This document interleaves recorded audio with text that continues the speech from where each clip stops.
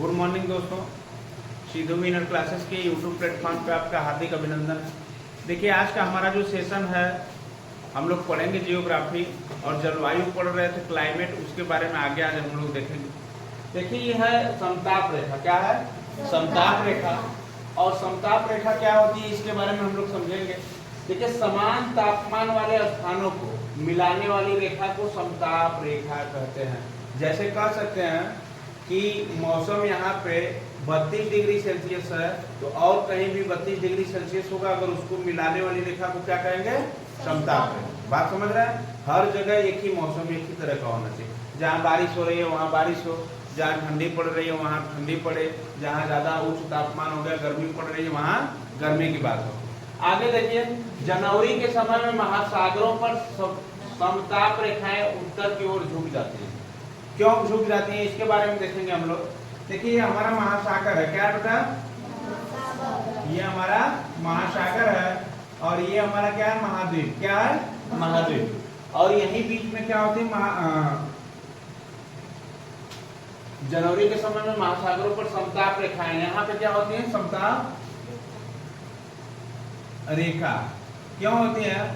क्योंकि आप लोग समझते हैं कि देखिए जब धरातल से ऊपर उठने पर मैं बताया कि 1 डिग्री सेल्सियस, जब 165 मीटर आप लोग ऊपर उठिएगा तो तापमान क्या होता है? बढ़ जाता है। तापमान क्या होता है? बढ़ जाता है। तथा महाद्वीपों पर दक्षिण की ओर झुकता। तो इसमें क्या होता है कि ये समताप रेखा जो होती है जनवरी के महीने में महासागरों में कहाँ होती है? उत्तर की ओर। महासागरों में उत्तर की ओर और महाद्वीपों में दक्षिण की ओर, ऐसे ही होती है। ठीक है, महासागरों में दक्षिण की ओर झुक जाती है। अब अगला जो हमारा है तापांतर, जिसको बोलते हैं टेम्परेचर। क्या बोलते हैं? टेम्परेचर। इसके बारे में पढ़ेंगे। सबसे कम तापांतर विषुवतीय प्रदेश होता है। विषुवतीय प्रदेश में क्या होता है? सबसे कम तापांतर होता है। क्यों? क्योंकि ये धरातल के क्या है? नजदीक है। जैसे मैं बताया था जब अक्षांश रेखा पढ़ा रहा था, विषुवतीय हमारी जो रेखा थी 0 डिग्री सेल्सियस थी। ठीक है, आगे देखिए सर्वाधिक तापांतर महाद्वीपों के आंतरिक भाग में तथा उच्च मरुस्थलों में पाया जाता है। क्योंकि देखिए धरातल से महाद्वीप की क्या होती है? ऊंचाई ज्यादा होती है, तो उसमें तापांतर क्या होंगे? स्वाभाविक ज्यादा पाए जाएंगे। आगे देखिए पृथ्वी का सर्वाधिक तापांतर साइबेरिया में पाया जाता है। अब साइबेरिया में देखिए पूछेगा एग्जाम में कि पृथ्वी का सर्वाधिक तापांतर कहाँ पाया जाता है, तो आप लोग बताओगे साइबेरिया में। कहाँ? साइबेरिया। ये थोड़ा इंपॉर्टेंट लगा लीजिएगा। और रूस के पूर्वी भाग में सर्वाधिक तापांतर पाया जाता है। और रूस के पूर्वी भाग में तापांतर ज्यादा पाया जाता है क्योंकि रूस क्या है? पूर्वी भाग ऊंचाई पर थोड़ा स्थित है। ठीक, आगे बढ़ते हैं। कारण क्या है इसका? पूर्वी भाग में महाद्वीपीयता, यह क्षेत्र के महाद्वीप के आंतरिक भाग में पाया जाता है। मैं बताया कि महाद्वीप जो है ऊंचाई पर स्थित है और महाद्वीप के आंतरिक भाग में क्या होता है? तापांतर सर्वाधिक ज्यादा होता है, इसलिए रूस के पूर्वी भाग में तापांतर क्या होता है? सर्वाधिक पाया जाता है। ठीक, इसमें किसी को दिक्कत? आगे बढ़ते हैं लोग। तापी विलोमता क्या होती है? Temperature inversion. ठीक है, देखिए जब ऊंचाई के साथ बढ़ती तुंगता के साथ तापमान में वृद्धि होने लगती है। मैं एक बार नहीं 1000 बार कहा कि धरातल से जो विकिरण ऊपर आएगी, धरातल से जो विकिरण ऊपर आएगी, बादल साफ रहना चाहिए। मौसम जिसको कहते हैं साफ होना चाहिए, तो हमारा बाहरी तापमान क्या होगा? बहुत तेजी से बढ़ेगा। जैसे बादल है, अब बादल क्या होगा? जब धरातल से विकिरण निकलेगा, तापी विकिरण, तो बादल क्या करता है? सोख लेता है। क्या करता है? सोख लेता है। लेकिन जब मौसम साफ होगा तो ये अंतरिक्ष में डायरेक्ट जाएगा कि नहीं जाएगा? तो डायरेक्ट जाएगा, तो होने लगती है। तो इस स्थिति को तापी विलोमता कहते हैं। क्या कहते हैं जी? तापी विलोमता। कभी देखिए जब ऊंचाई पे यहाँ धरती से विकिरण निकलेगी, यहाँ जब ऊंचाई पे जाएगी तो इसका तापमान बढ़ेगा और जब नीचे आएगी तो तापमान क्या होगा? तापमान क्या होगा? घटेगा। आगे देखिए कारण क्या रहा? इसका कारण क्या है तापी विलोमता का? शीतकालीन लंबी रातें। जब ठंडी रात होगी, शीतकालीन का मतलब होता है ठंडा, तापमान कम हो जाएगा, हम लोगों को ठंडी लगेगी, तो उस समय क्या होनी चाहिए? शीतकालीन लंबी रातें होनी चाहिए। क्योंकि इससे समय मिलेगा। स्वच्छ तथा मेघ रहित आकाश होना चाहिए। कहने का मतलब है कि अब बादल न बने, बारिश वाला बादल न बने, मौसम एकदम साफ होना चाहिए, बोल रहा है स्वच्छ ना, क्लीन होना चाहिए, तथा मेघ रहित आकाश होना चाहिए। ठीक है, आगे शांत वायु होना चाहिए। ये नहीं कि खूब हवा चले, धरती से विकिरण निकल रही है, ताप निकल रही है, पता लगा कि हवा घुमा देगी उसको, बात समझ रहे हैं। तो शांत वायु होनी चाहिए, जैसे कभी कभी हवा नहीं चलती है तो वैसी वायु होनी चाहिए। और क्या होनी चाहिए, हिमाच्छादित सतह होनी चाहिए। सतह कैसी होनी चाहिए, हिमाच्छादित होनी चाहिए। ठीक है, ज्यादा ठंडा नहीं होना चाहिए, बात समझ रहे हैं।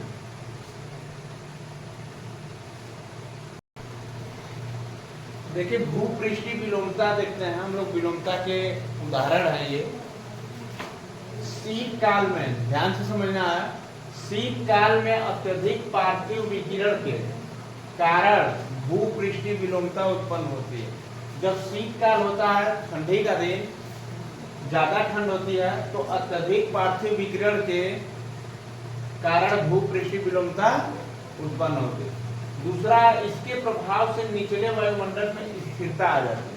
जो निचला वायुमंडल होता है, क्षोभ मंडल वाला, उसमें क्या होता है कि स्थिरता आ जाती है। तीसरा, इससे कोहरे का निर्माण होता है। कभी आप लोग देखना कि कोहरे का निर्माण किससे होता है, भूपृष्ठीय विलोमता के कारण होता है। क्या होता है, कोहरे का निर्माण होता है। आगे देखिए, अगला उदाहरण है अभिवहन के कारण उत्पन्न विलोमता। अभिवहन के कारण उत्पन्न विलोमता क्या है, देखिए ऐसी विलोमता उपध्रुवीय क्षेत्रों में देखी जाती है। जैसे मैं कह दूं कि देखिए विषुवत रेखा 0 डिग्री, उसके ऊपर क्या है 35 डिग्री नॉर्थ और 25 डिग्री इधर क्या है साउथ है। इधर ये देखिए जो पवन नीले कलर का है, ये पवन पछुआ पवन कहते हैं।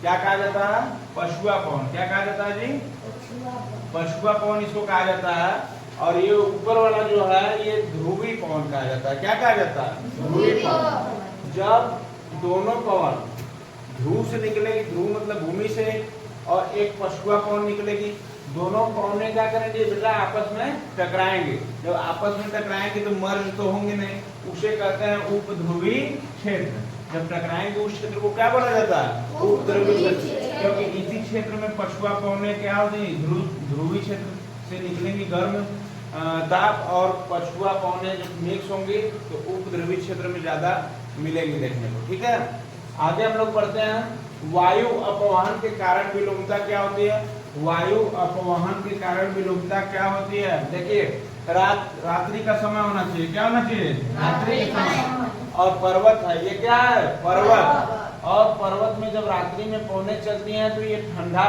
ऊपर का जो भाग होता है पर्वत का ऊपरी चिरा, ये ठंडा हो जाता है रात के समय। दिन के समय में तो गर्म रहता है और रात के समय में क्या हो जाता है, ठंडा। तो यहाँ से ठंडी हवाएं चलेंगी। क्या चलती हैं, ठंडी हवाएं। जब ठंडी हवाएं घाटी की ओर पहुंचती है, घाटी मतलब क्या होता है, निचला स्थान। जब घाटी की ओर पहुंचती है तो घाटी में उत्पन्न गर्म हवा बाहर निकलती है। गर्म हवा क्या करेगी, बाहर निकलेगी, तो किसका निर्माण करेगी, तापी विलोमता का। बात समझ में आई। देखिए रात्रि का समय है, यहाँ से पर्वत के ऊपरी सिरे पे जब रात्रि के समय में पर्वत ठंडा होता है तो यहाँ से जब वायु चलेगी तो ठंडी वायु चलेगी, और ठंडी वायु क्या करेगी, पहाड़ के सहारे, निचले पहाड़ के सहारे ये घाटी तक पहुंच जाएगी। और जब घाटी में जाएगी ठंडी वायु तो वहां से निकलेगी गर्मी, गर्म तापमान। तो गर्म जब ताप निकलेगा तो ये जाके क्या करेगा, तापी विलोमता पैदा करेगा।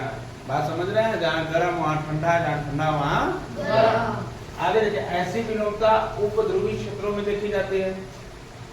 पवन प्रवाह के कारण उत्पन्न विलोमता घाटियों में उत्पन्न होती है। मैं बता ही दिया कि जब पवन वायु जाएगी तभी गर्म हवा निकलेगी। ठीक है, तो thanks for watching my class, my videos. अगला हम लोग जब पढ़ेंगे सेशन में तो वायु दाब के बारे में पढ़ेंगे। किसके बारे में, वायु दाब।